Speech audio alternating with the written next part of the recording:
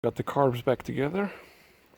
I cleaned everything, the intakes and cylinders and everything. And yeah, I put new hoses on the carbs. Everything is fresh. And now I'm gonna take the vacuum cleaner and put it inside here to make sure there's no dirt or whatever that fell inside the cylinders, and then yeah, we can put the carbs on. So I got some grease with me. I'm gonna put grease on the intakes so the rubber intakes can slide easily on the cylinders. And yeah, let's try it out. So I cleaned the clamps, the 4 clamps holding the intake rubbers in place. And before I put them back on, I will remove these spacers. Because I read about the spacers and I read about a lot of people saying to remove them before putting the clamps back on, so you can tighten it up the way you like it. And yeah, these clamps actually keep you from over tightening them. And yeah, I'm gonna remove them and put the clamps on the rubbers, put the rubbers on the cylinders, and yeah, I'm gonna continue the work. So new rubber intakes are on. It's very important that you make sure that the grooves are on the right place, like this one here on the front cylinder and the other one on the back cylinder. The clamps, the upper one is being held in place by this groove and this little rod holding it in place. The lower one isn't, but it's okay. I put some, I mentioned it I think, I put some fat inside of the rubbers.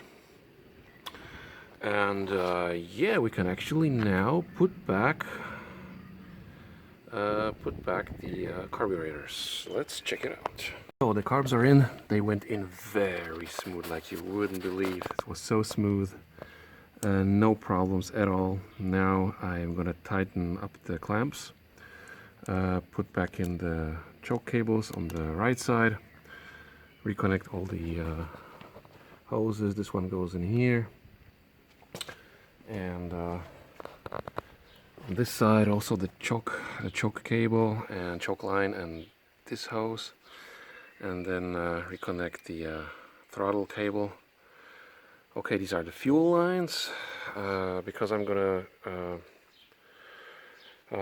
do the synchronization on the carburetors, I'm not gonna connect the fuel tank first because I want to synchronize the carbs. So first put everything back together. This hose needs to be connected too. Put on the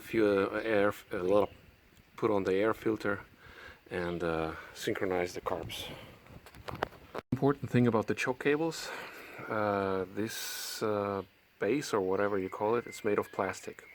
I put some fat on it and gently screwed it in by hand. And now I take I think a 10 millimeter wrench to slightly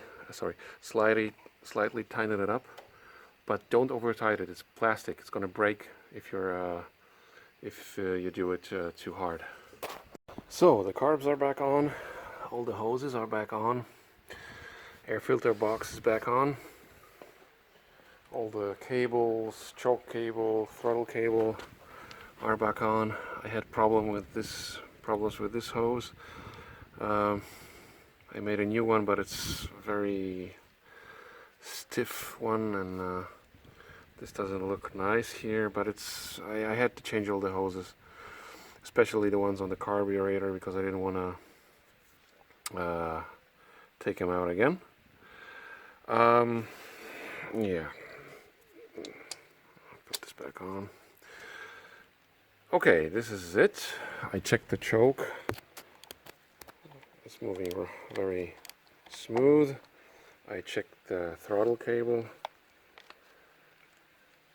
It's also nice. You can see like it should be, moving very smooth. I put oil on everything. Okay. And now I got this, you need a fuel tank to synchronize the carburetors. I got this old fuel tank from a broken lawnmower. I got some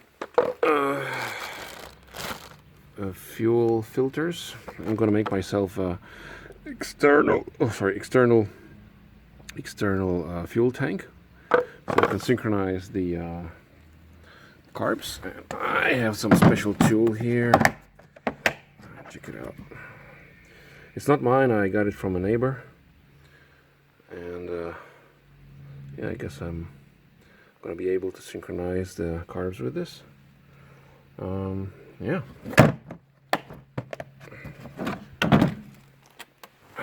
Let's check it out.